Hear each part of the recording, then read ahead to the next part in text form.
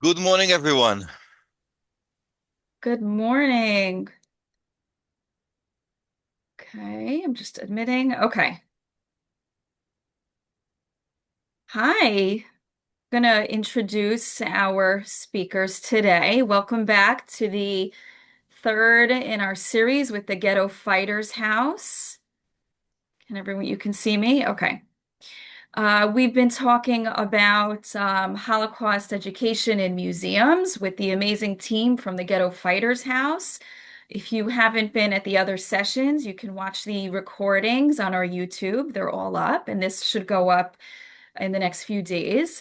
Today, we have the pleasure again of hearing from Yaron Tzur, who is going to be speaking about between experience and education, the challenge of teaching the Holocaust and values in the museum space, a virtual tour of the Hall of the Camps as a case study. I'm really looking forward to hearing this. Thank you all. And at the end, we'll have time for a few questions. So I will hand it off to the team from the Ghetto Fighters House. Great, Nadine. Thank you very much. And good morning, everyone. It's great to see you. I opened the series, and now it seems that I'm going to close the series, and that's good closure. And today I'm going to, as Nadine said, guide you through one of our online exhibitions of the Hall of Camps. It's one of the core exhibitions at our museum. I'm a bit coldish, by the way, and I'd like to say a few words before I begin.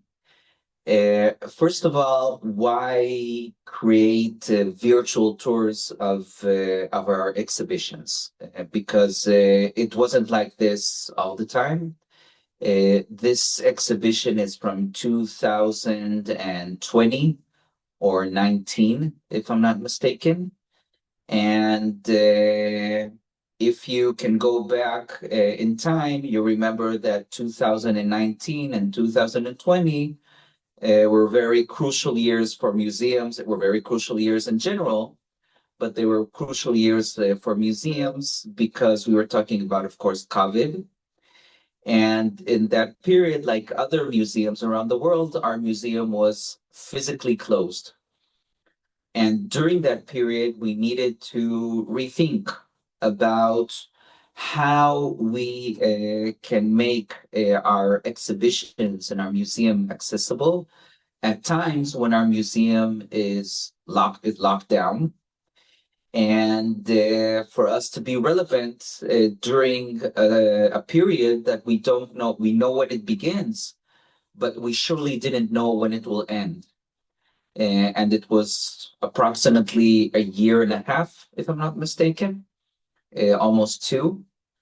And I think that many museums, many institutes, by the way, not only museums, during that time needed to figure out and rethink about what they are, who they are, and how are they going to go through this process.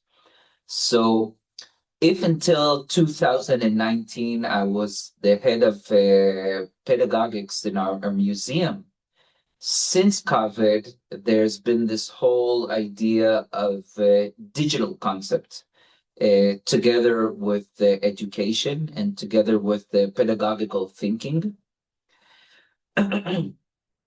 And of course, our museum had a second round, meaning you had COVID, but we had COVID and the war. And during the war in the north, our museum was closed again for a year. Actually, many of my colleagues became dislocated, or you can call it even refugees in their own country. And again, no parent would send their kids to our museum during the war because we are right near the border, and missiles were flying all around at the museum, and one of them even hit the roof of our museum during that period. So again, we've been working intensively about virtual tours, online workshops, everything connected to digital presence during the past 5 to 6 years. Today, I'm going to show you one of those accomplishments of the virtual tour of the Hall of Camps. And afterwards, after Q&A, I will also show you a bit of the other workshops that we have online that, by the way, are open and accessible and free for any time you'd like to use them or to access them. So, without further ado, Shai, can you make me one of the, can you, so I will be able to Nadine. share? Nadine has the sharing permissions, I think.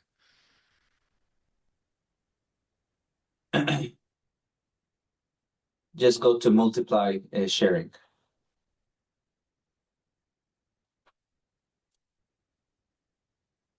Nadine, all good?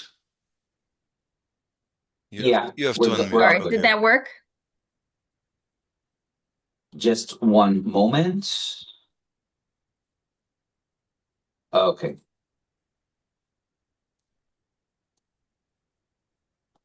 And let me just see you. Great. Okay, so I'm going to divide this session into three parts. In the first part, I'm going to show you the exhibition just for a while, not too much, because I actually have a task for you. And the second part of the session, I'm going to send you the link to this virtual tour through the chat in Zoom. And I'm going to ask you to go inside the virtual tour yourselves. And I'm going to give you a small task while going inside the exhibition, the virtual exhibition. And then the third part of our session, I'm going to ask you to share your tasks, what I ask you to do during your time in the exhibition. Hopefully, it'll be a good experience for you. I can tell you from experience that many of our online participants who took part in this virtual tour found it very both interesting, inspiring, and meaningful. So, welcome to our exhibition. Okay. And by the way, I'm going to show you also what I'm physically doing. So you'll be able to do it yourselves afterwards. With my mouse, while clicking on the left button, I can move from left to right, up and down. Okay. And you can see that on the walls, there are these blue buttons. They're the hotspots. And every time I click on one of them, I can see a testimony, an explanation, and so on. And if the writing is too small, and it is too small, all you need to do is full screen mode, and then you'll see it in all of your screen. Okay, so this exhibition begins with this limestone right over here, created by David Oler, a prisoner in Auschwitz during the period of when Auschwitz existed.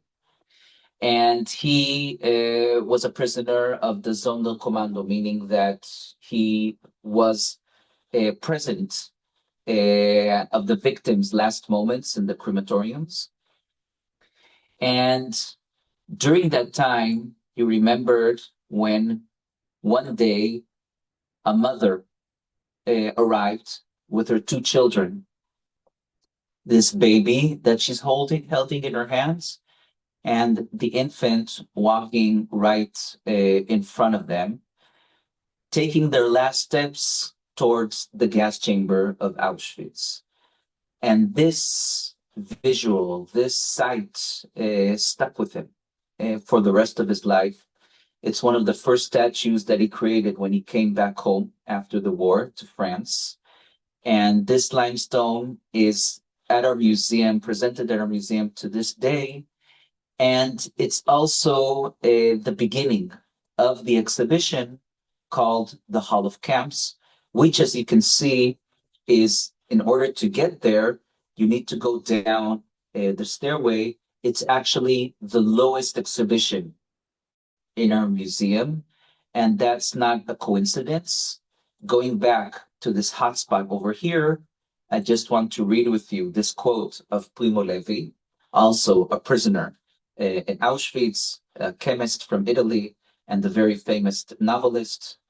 We have reached the bottom of the step.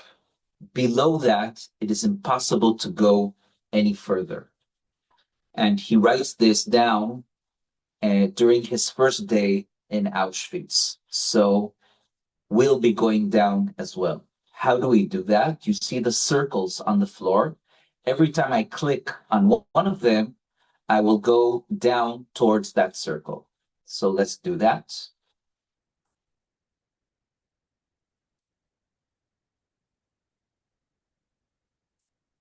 So the first thing that our visitors will be aware of when they arrive at the exhibition is a very famous speech given by Heinrich Himmler in 1943. It's called the Poznan speech. It was given in the city of Poznan in Poland. And it's the only time that a high-ranking Nazi spoke openly about the final solution. And he says lots of things. Okay, I won't quote all of them, but I want to say that he says towards the end that this is an unwritten and never to be written page of glory in our history, meaning the final solution. It's a glorious chapter that will never be known about. And this exhibition challenges that assumption of Heinrich Himmler that this chapter in history will never be known, because right on the other side, facing that speech is this testimony given by Philip Muller during the film Shoah, Diese Nacht war ich im Krematorium directed 2. by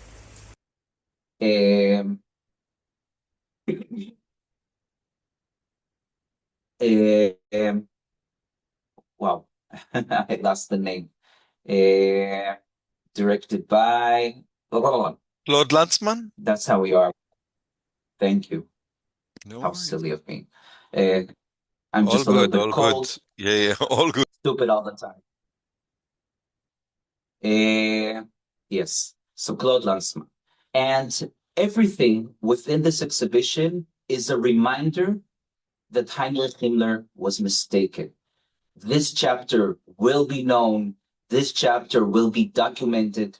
This chapter will be known because there were people during that period and afterwards who did everything they can possible to bring that story to the rest of the world, like these very 4 famous photographs over here on the right. And we can see 2 of them enlarged over here from 1944, again in Auschwitz, Birkenau, taken by Sonderkommando prisoners during the period when the Jewish Hungarian victims arrived at Birkenau. And on the picture on the left, we can see an open crematorium. And why open? Because during the period when the Hungarian Jews were murdered in this camp, the gas chambers and the crematorium were working 24/7. So they started burning the corpses outside of the ovens area. And on the right, you have a picture, it's hard to see, of women, again, Hungarian, arriving at the gas chambers. We know this area in Birkenau. It's gas chamber number 3. And they're already doing their last steps toward the stairway under the ground, and from there to the crematorium. And these photographs were taken by Sonderkommando prisoners. And they were able to get the camera in the Canada camp. The Canada camp is the small camp near the crematoriums where the suitcases, the luggage of the victims were taken there. And in one of the suitcases, they found a camera and it had film inside. And they took these pictures. The underground in Auschwitz were able to smuggle the film outside of the camp to Krakow, and in Krakow, these pictures were developed. And these are the only pictures of Auschwitz in real time. Because all of the pictures that you know of Auschwitz are the day after, not including the Auschwitz album taken by the Nazis themselves, which are very sterile pictures. And they were willing to take these pictures and risk their lives, not to save themselves or to rescue or to flee the camp, but to bear witness. And I think that's the essence of this whole exhibition. From here, you'll be able to see this very unique model. Let's go to the other side.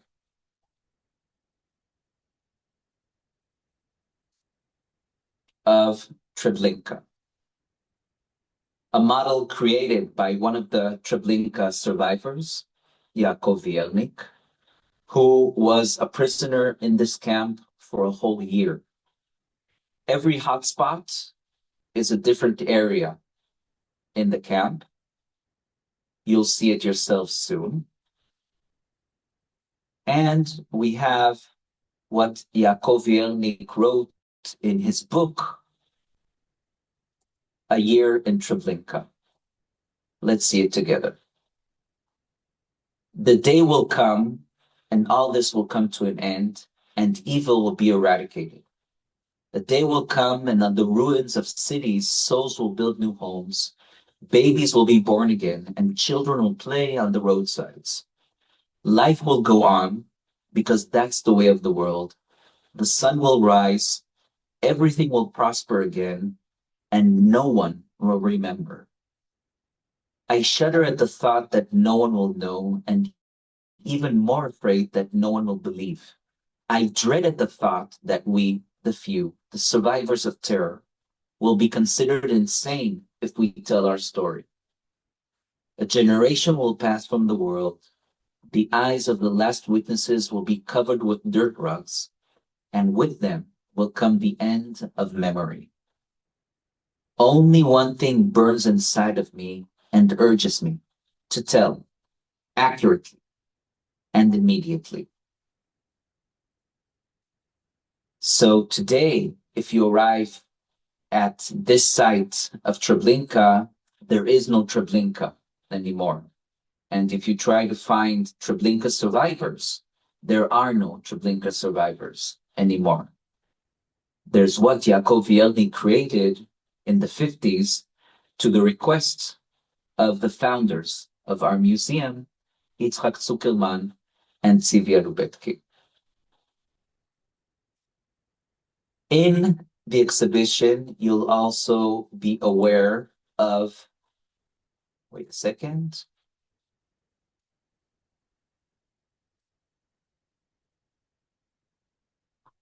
Of this map. This map is called the map of camps. Every light on the map is a camp. Every color is a different function of camps. And you'll see by the hotspots that we have deportation camps, like in France. We have concentration camps, like in Germany. We have extermination camps, of course, in Poland. And in Poland, we also have forced labor camps. And in the East, we have sites of mass murder. By the way, if you look at the map in the East, it's very mistaken. This map was created in 1969. and it's with the knowledge of the late 60s during the Cold War. And what happened in the East will only be known mostly in the 90s. So all of the blue lights that you can see in the East are sites of mass extermination like Babi Yar, like Ponal, and so on and so on. On this map, there are 13 lights. Today, of course, we know of more than 2,000 sites of mass extermination in the East. So this is the map of the camps. We have two sets of uniforms. On the left, the uniform of the SS officer, and on the right, the uniform of a prisoner. You can see that one is facing us and one is with the back to us. And that's, of course, a concept of curating, of the dehumanizing of the prisoners. One last thing before I'm going to let you walk yourselves in this exhibition, in the spiritual exhibition, is this poster with logos of German companies that during that period either had forced labor prisoners, especially in Poland, but you have other companies that just either collaborated with the Nazis, like let's say Volkswagen here on the right, or you have companies like Deomag, which you probably don't know, but you know the mother company, IBM, because IBM in the 40s, they already have their first functional, they're not computers yet, but they're going to be computers. They're the function cards, machines. They're almost computers. And one of them is located in Auschwitz. So IBM gives a service to Auschwitz through Deomag. Of course, IBM to this day never took responsibility on their past. You can click the hotspot over here, and then inside you can see 5 different examples of companies, okay? BMW, Mercedes, Deomag, Siemens, and Volkswagen. By the way, this is only really the tip of the iceberg. We're talking about hundreds and hundreds of companies. And by the way, not only German companies, okay? We know that today because IBM is not a German company. It's just American companies doing business with Germany in very crooked ways, like Coca-Cola creating Fanta in order to sell to the Nazis, and so on and so on. So you can come over here afterwards. So what are we going to do now? This was just a few minutes to give you an overview of this exhibition. Remember, we have the circles on the floor. Click one of the circles and you go forward. We have the hotspots on the walls. Click one of them and then you can enlarge them, and then you can read a testimony or an explanation or anything else. Okay, these are the hotspots. And when you click on the left button of your mouse, you can turn around in the exhibition, right to left, upwards and downwards. So what am I going to ask of you now? First of all, let's stop sharing for a moment.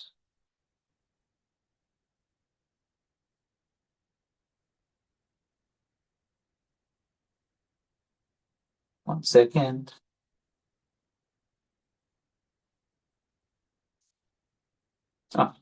I stopped sharing, right? Okay. So first of all, let me just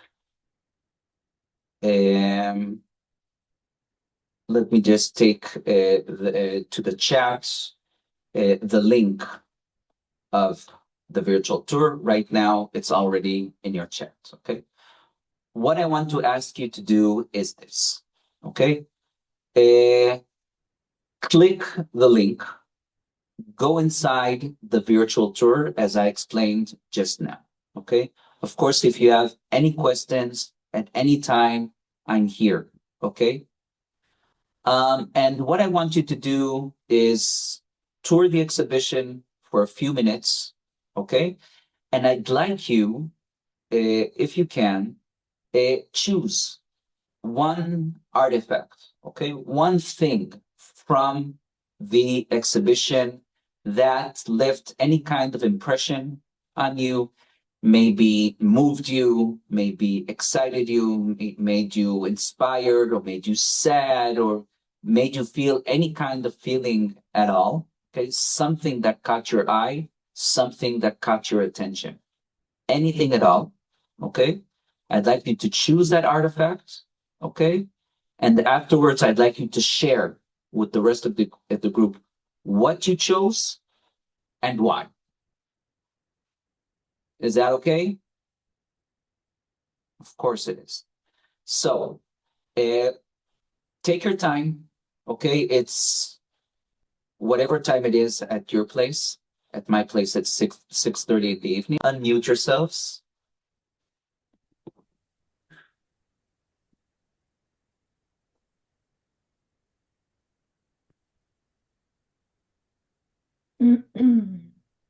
What I'm going to do now is this. I'm going to share my screen again. 1 second.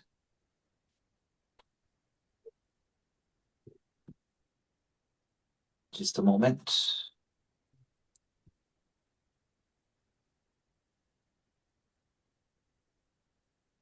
Okay.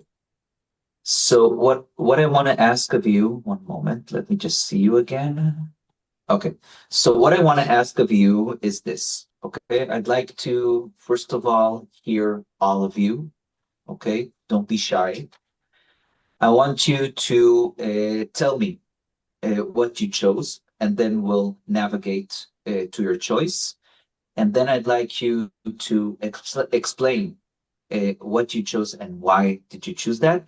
And this is important, it's not only about show and tell, you can also ask each other questions and you can react to different choices of your peers. Okay, so who would like to begin? Jill?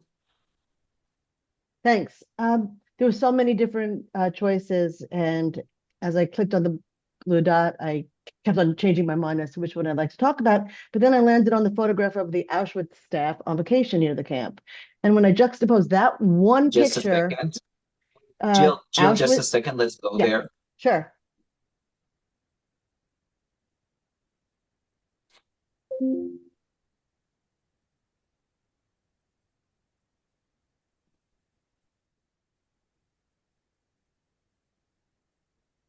Yep. Yes, the very notorious and famous picture of the Auschwitz staff on vacation.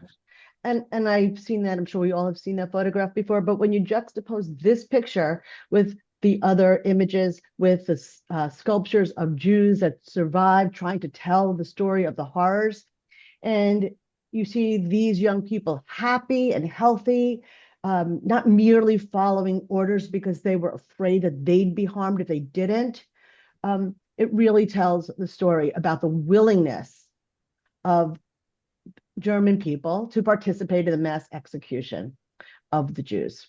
And so it's not just that they're smiling or happy on the day off, they're healthy, they're well fed. And I can't, help but think of just a couple of yards away, maybe on the other side of a wall, the horrors that Jews had to live through, Jews and others had to live through during the Holocaust. Great choice. Would anybody like to react to Jill's choice about what it makes you think or feel, or any questions that comes to mind? it's one of the unique aspects of the Holocaust compared with other genocides, that it was perpetrated by one of the most advanced civilizations, if not the most advanced. And you can see here that these people are not, they don't exactly look like barbarian monsters. Yeah. They look like. So maybe it takes us a little bit to the very famous book of Christopher Browning, right? Like we're looking at ordinary people in this picture, men and women, young, happy, even a bit flirting with each other, just having a great day with the accordion, and so on and so on. What else comes to mind? If at all, you don't have to, but if anything else comes to mind. Well, I read that according to some of the survivors, the female SS officers could be more brutal than the men. And they don't, definitely, like you said, they don't look like monsters here. They look like young women having a great time. But according to the survivors, the female officers were pretty brutal. They would set their dogs on people. They got pleasure from torturing other human beings.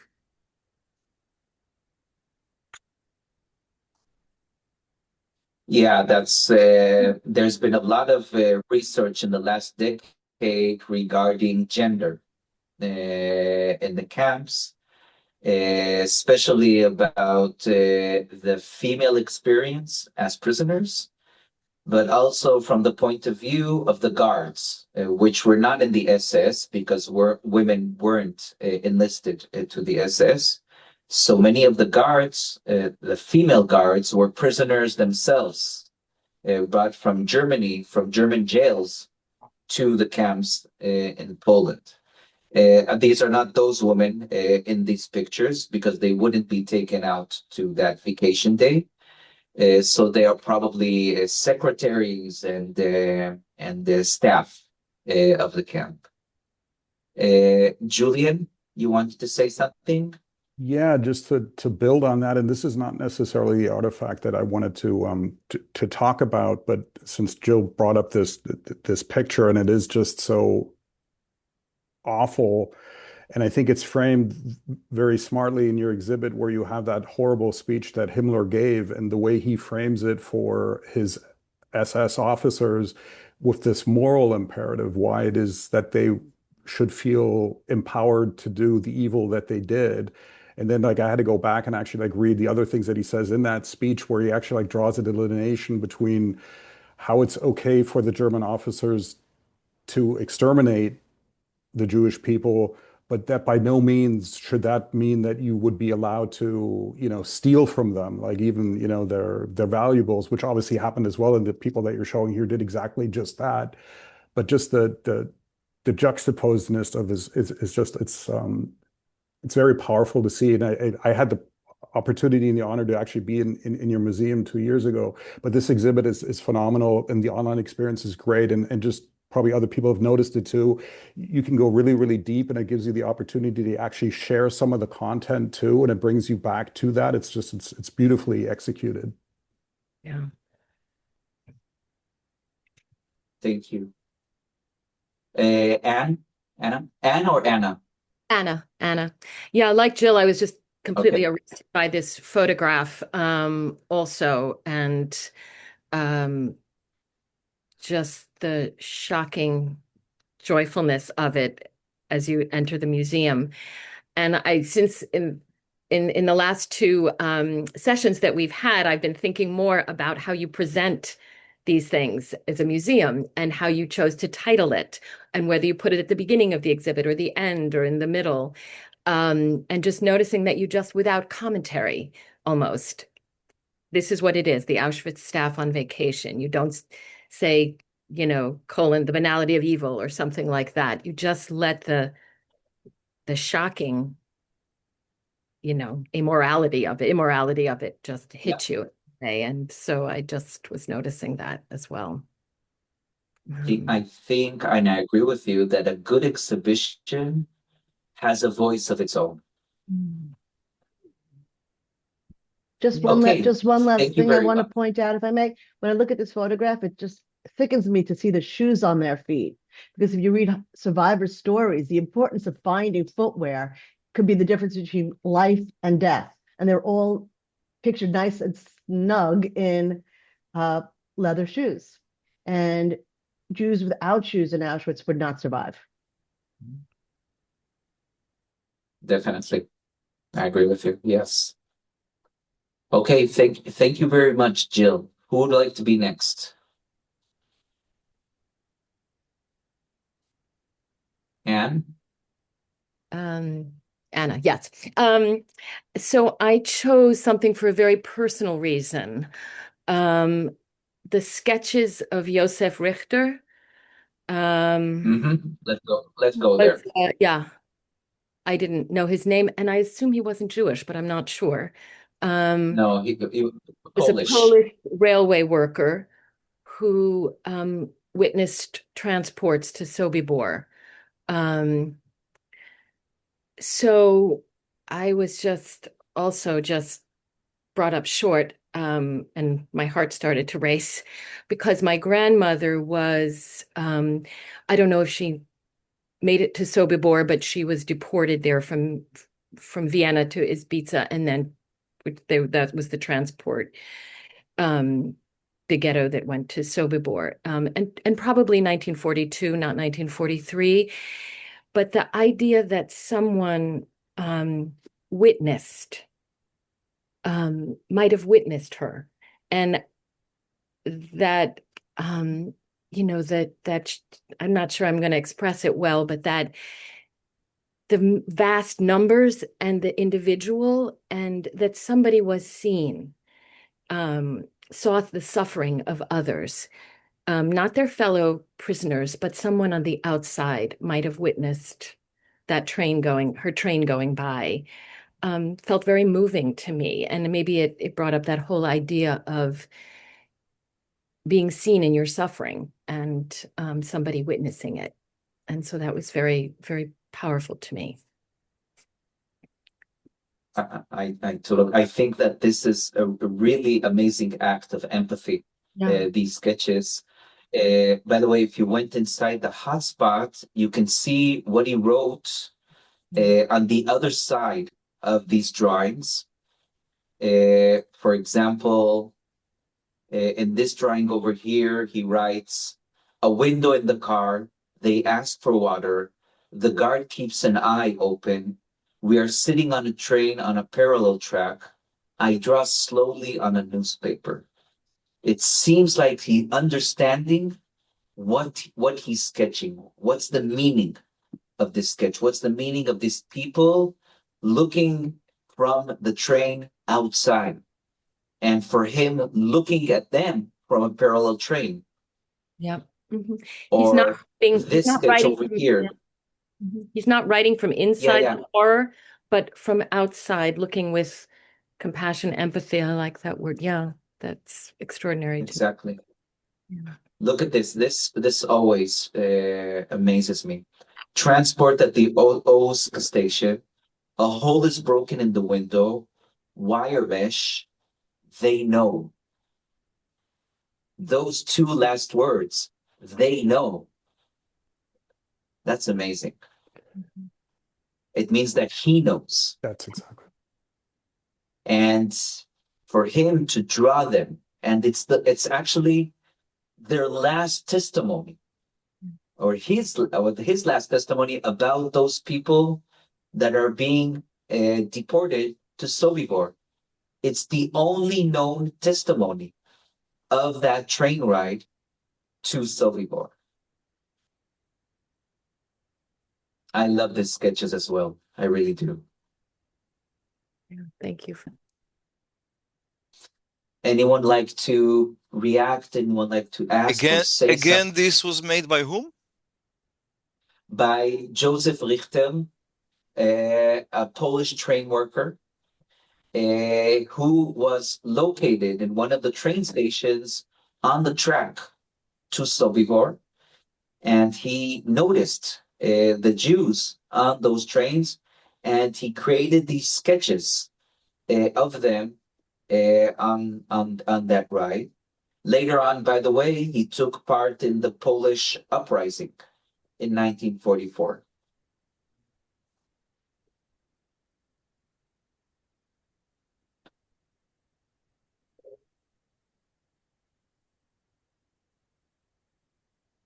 Again, I want to remind you, this exhibition is not only about the camps.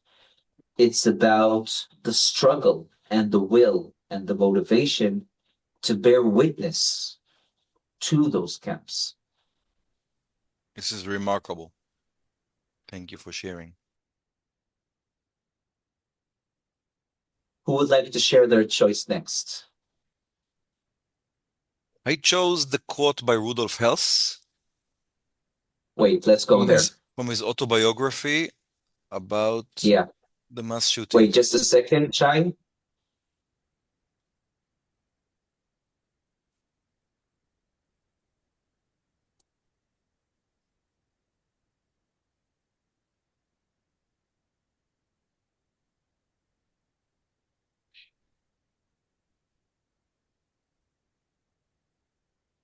Yes.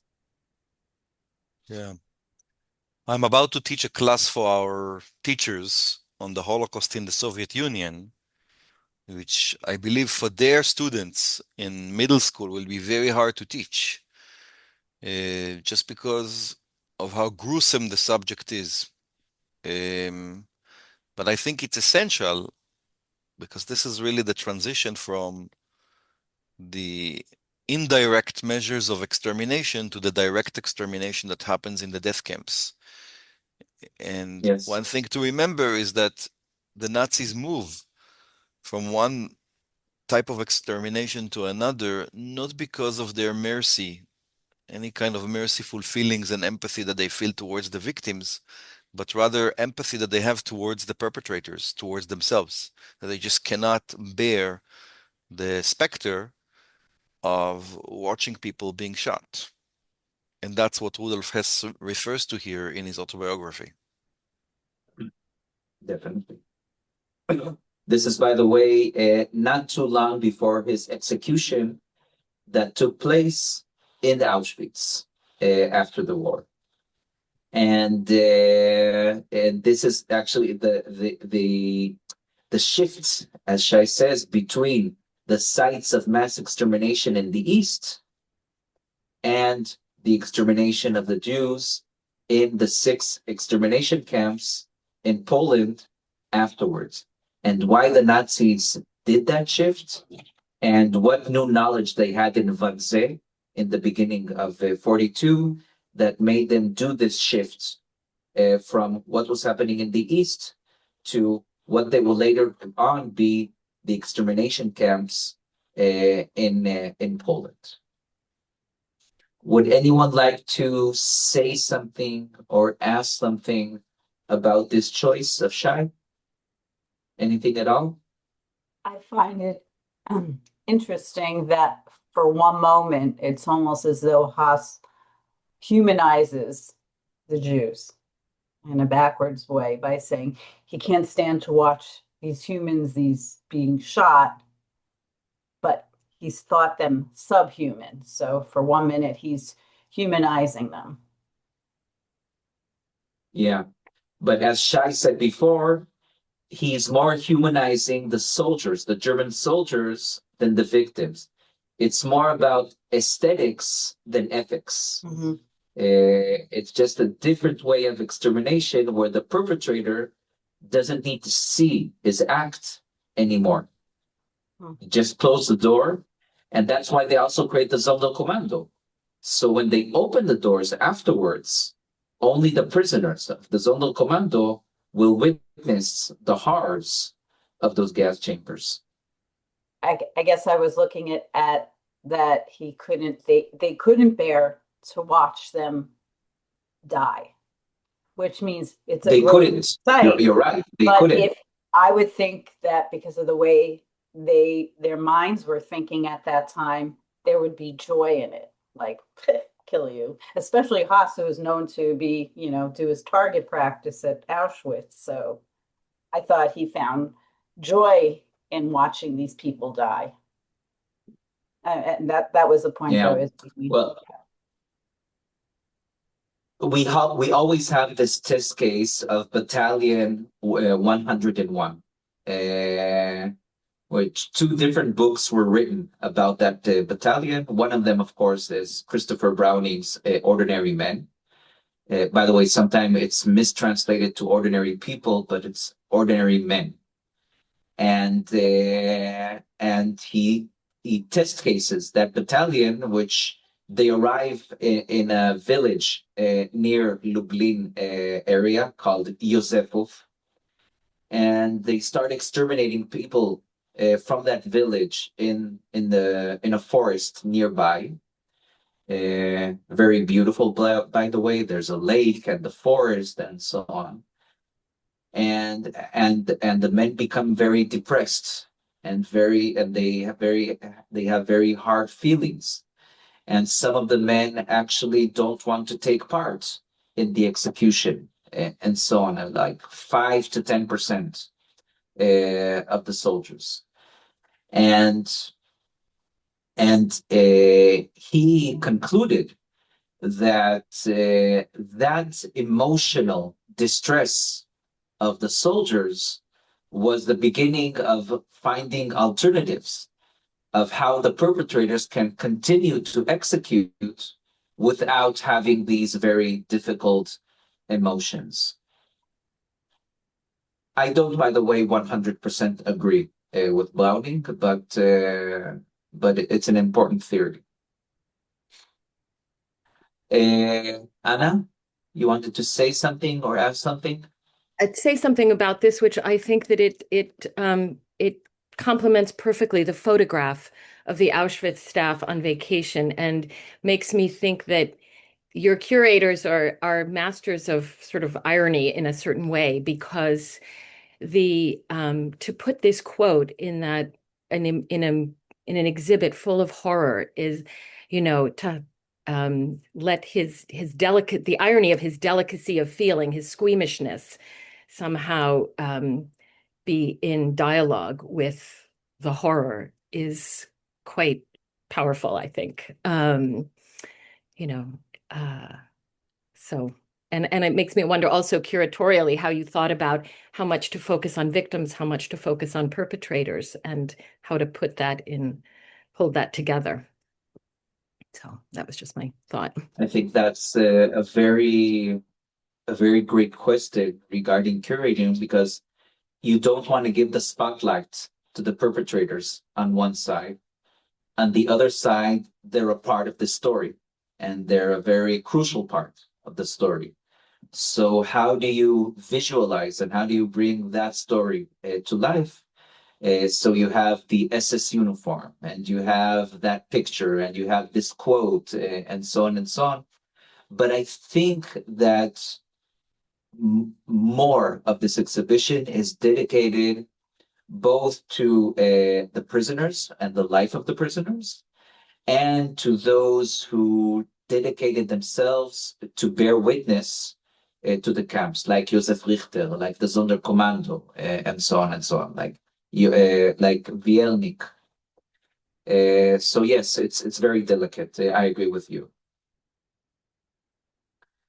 Okay, guys, who's next? I can go. Great. It's Megan. I don't know why it shows up as Megal on my Zoom. Yeah, Might it's be like on from there. the book. No, Tolkien. What's the name of it? So I was looking at a sculpture called Sharing a Bowl. That's Yes, by let's go there. Elsa Elsa Polak's Elsa statue. Polak. 1 second.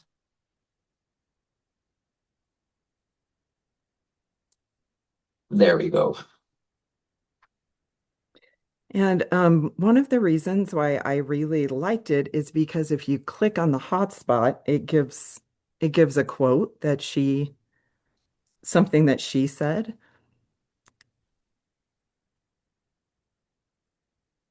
I think it's kind of toward the end of it.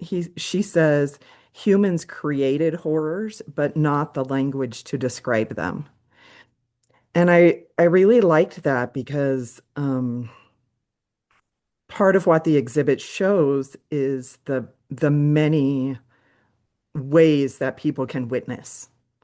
It's not just about writing or speaking or using words. There are so many other forms of witnessing.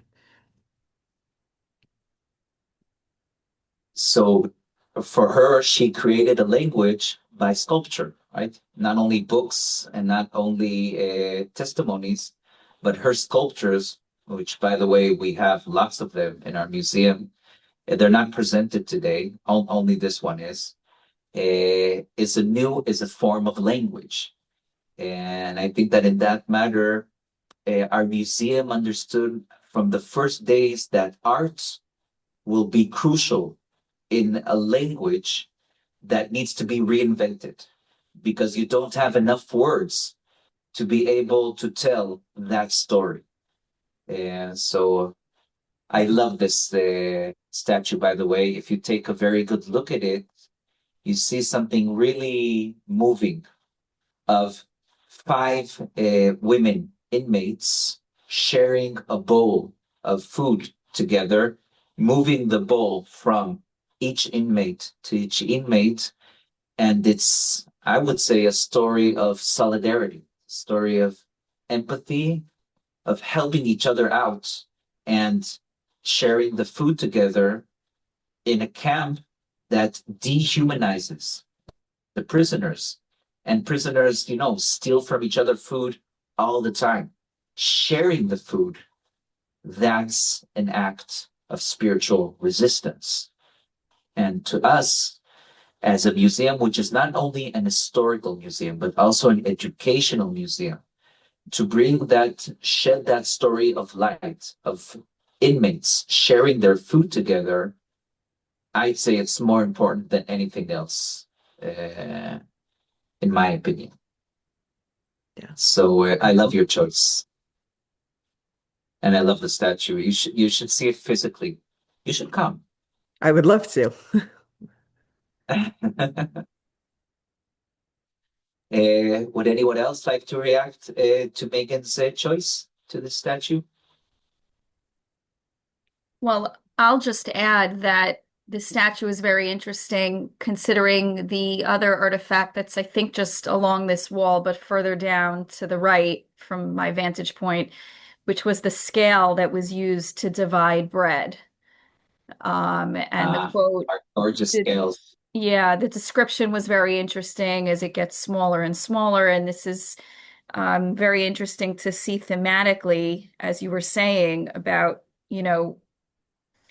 this exhibit in general showing the humanity and the dehumanization of the prisoners in the same room, right? The uh, um, uniform that was turned around in juxtaposition to the officer's uniform. This is behind it or nearby. It's well done. This is really. Thank you. Thank you, Nadine. It's very moving what you say. I'd like to say a few words about these wooden scales. These wooden scales, these are replicas, but the wooden scales tell this really unique story of three women inmates in a camp called Blechhammer, which is a sub-camp of Auschwitz, who divide the food among them with the help of these wooden scales to divide the food equally. Now imagine this, okay? Dividing the food equally in one of Auschwitz subcamps, taking the time to create wooden scales to divide the food equally. That's really fighting for your humanity. To be able to stay a human being in a camp that's trying to steal your humanity hour by hour, day by day, minute to minute. As Primo Levi once said, in Auschwitz, you die twice. Once they take your humanity. And then they just take your life. And the fact that you have prisoners that are trying to divide the food equally, don't take that for granted. Now, do you see, I'm not sure if you can see that, but I hope you do. Do you see the reflection of the camp on the glass of the wooden scales? So I'd like to say something about that. There's this, and I talked about this in our first session 2 weeks ago or 3 weeks ago, that there's, in Holocaust education, there's a paradox. What's the paradox? Okay, I'm turning over to this. You bring young people to a Holocaust museum and you visualize them how horrible human beings can be. And at the end of the day, you tell them, you see this, do the opposite. But what's the opposite? What's the opposite of Treblinka? What's the opposite of Auschwitz? What's the opposite of the SS uniform? And what's the opposite of those soldiers from Auschwitz vacationing and laughing while victims are being burned in their camp? And for young people, and not only young people, but most of our visitors are teenagers, they need also an example of good, not only of evil. Evil is easy, okay? Just look at Treblinka, just look at the crematorium. That's how horrible people can be. But if you show them in the same exhibition, this, it tells them a more complex story. The story is human beings aren't born good and aren't born evil.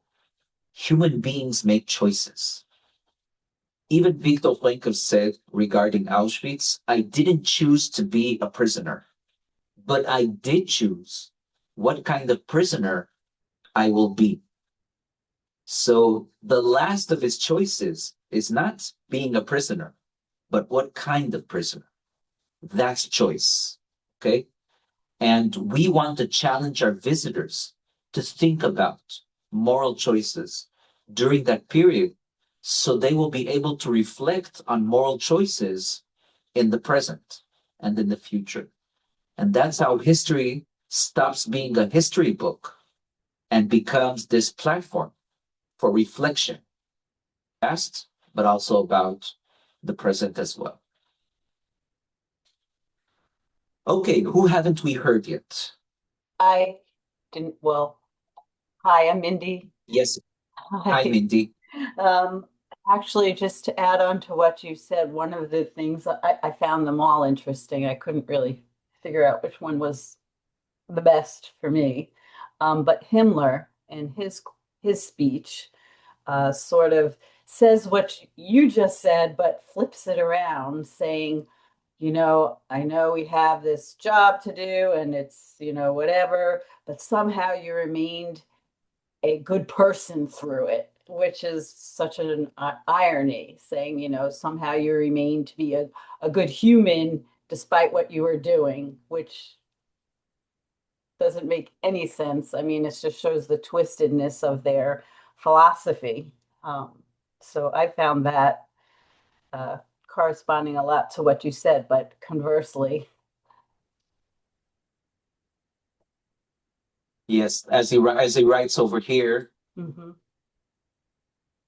right, to have stayed decent, right, that has made us hard. We, after killing and seeing 100 corpses or 500 or 1,000, to have stood fast through this, and except for cases of human weakness, to have stayed decent. Okay? Right. That's a, you know, totally the opposite of what you're trying to teach through this exhibition. Like, don't do this, but they're saying they're decent even though they did the worst evil, you know. Yeah, because real they were iron. reinventing the word decent. Decent, exactly.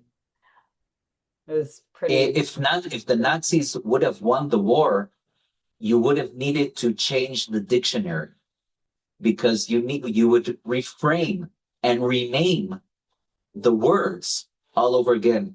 Moral and morality and decent and glory. All of these words would have to be reinvented. Yeah. Would anyone like to react or say anything about Mindy's choice? Anything you find interesting or takes your thoughts? Anything at all? Yeah, if I may add, because it also struck me for a lot of different reasons what you just talked about, and all the discussions are just really meaningful, as you alluded to in the beginning. But if I juxtapose that with, which was the artifact that I also picked, was the illustrations by Joseph Richter, and especially that two-word sentence, and just to show how powerful a choice of one sentence or two words can be, they know. And you said something beautiful before, that a good exhibit has a voice of its own. And I think that's like the power that you see in that word or in that sentence. And it's not, you could easily say they knew, but he chose to write they know to kind of keep it in that moment and keep it alive. And also I think people have commented on this as well, of like, well, if they knew, they know, I know. And then that view that you see of him illustrating it, those eyes looking at you, of the people who know, are they looking at you and asking themselves, like, do you really know? And I think that if you juxtapose that with that horrible speech that Himmler gave, they knew what they were doing, but they perverted that by an inverted morality. And you're absolutely right. That's a really interesting thought, to like that they would have had to recreate a completely new dictionary, and it's accurate. So it's just, I'm still contemplating about that. So that's all I wanted to add. Thank you. Thank you, Julian.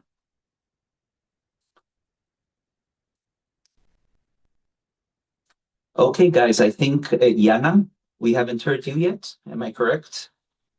I was gonna. The thing that caught my eye was the map, especially seeing the sites in Ukraine, because that's where I'm from, and my grandparents were how they survived the camps, and you in Bessarabia, the Romanian occupied part of Ukraine, and I'm doing a lot of reading about that, and it's nice to see that they're acknowledged, because those camps were just as brutal as the Nazi camps, but we don't get to see information. And sadly, gen what's going on in Ukraine right now is also could be considered genocide. The Russians are f killing people by freezing them to death in their own apartment. They're knocking out all the heat and electric sources, and people are freezing to death. I just read in the news about a 95-year-old Holocaust survivor that froze to death in her own home in Kiev, and it's just heartbreaking to see what's going on. That not only is it being repeated, but it's being repeated by the Russians who fought side by side with the Ukrainians during the war. And the Russians liberated camps. The Russians were the ones that liberated Auschwitz. And now, after they saw what could happen with hate, now they're doing the same thing to the Ukrainian people. Do you have family in Ukraine? And my niece was there, but she evacuated. She's in America now. She was able to evacuate before it got very bad. I understand. I just want to say, regarding the past, not regarding the present, that in 2021, we made a decision about this map, that because it wasn't updated, and you see, as I told you before, the East is too empty of sites of mass extermination. By the way, I don't know if you know this, but to the end of the war, the Nazis created this very secret unit to go from this site to this site in the forests and just burn them down with all of the victims still inside the holes themselves. So later on, to really reconstruct what happened in those forests, in those more than 2,000 sites of mass extermination, a lot of archaeological work needed to be done. So today we know much more about the East. You saw last meeting with Anat and Liat regarding our exhibition. And in 2021, it was the 80th anniversary of Barbarossa. We created a second layer to this map, a digital layer, to show what happened in the East. So this map will be updated, and it was a reminder for us as a historical museum that history periodically changes, okay, or at least the historical knowledge changes, especially about what happened in the Soviet Union, but not only. The knowledge about North Africa, for example, has shifted in the last decade or two, and other countries less known about Romania, Greece, other countries. Today we have much more knowledge about them. And for us, it's a very good reminder as a museum to be humble about our current knowledge that sometimes maybe can change or shift or evolve. And that's a good thing, by the way, at least in my I just had a opinion. question. So, have any of the artifacts from the museums in Ukraine been shipped to Israel for safekeeping so they're not lost in this war? During the war, Yep. no, sadly not. We did have very good connections with the Babi Yar Museum right before the war. But everything shifted right after the war because many of the museum workers in Kiev evacuated from the city, and I think the museum was deserted. I don't know what's happening with this museum right now. Hopefully, it will reconstruct because they were doing really great work. But yeah, it will take time for many of the museums in Ukraine to rebuild because many of the museum were just ruined to the ground. Okay, guys, we have a few minutes left. Yeah, we need to wrap up soon. Yeah. So you see, Shai, I did this even without seeing what you wrote down in the chat. So last 2-3 minutes, I want to leave just a little bit time for Q&A. If there's something that you would like to ask about the virtual tour, about anything that came to mind during this session, any thoughts, anything you'd like to ask me or my colleagues that are here with me in this session, feel free to do so.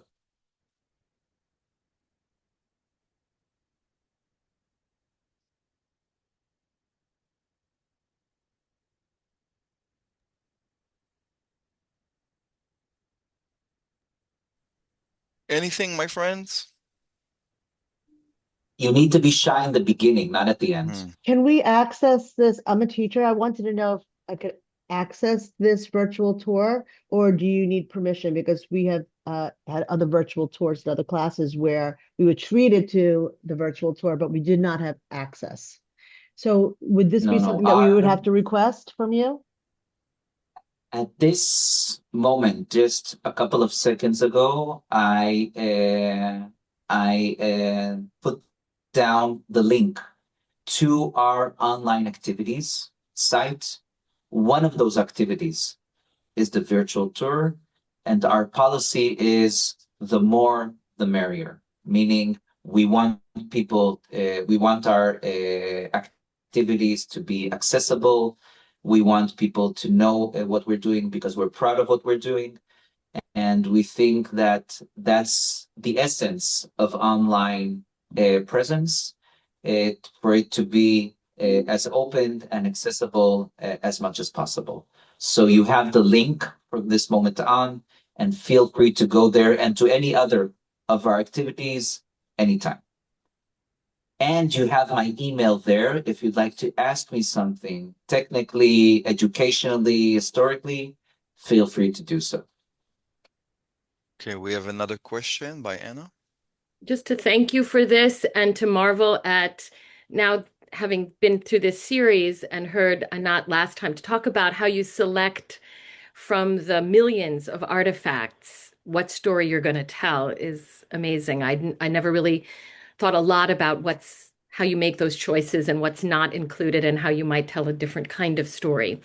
And just thinking back to the first presentation you gave, where you talked about students coming now with a post-October 7th awareness and sensibility, and thinking about how, it would be impossible, at least for me, to look at those scales and the sharing the bowl and not think about what some of the hostage, like Eli Sharabi talks about, they had these morality discussions about whether that one of them should accept extra food from a kidnap, one of their captors, and they made the decision not to, that if one of them was offered food, they would all share it. And so just thinking about that, the overlay of that sensibility and feeling it very much today, going through the exhibit and those echoes. So that's just a thought. Thank you again for all of this. Yeah.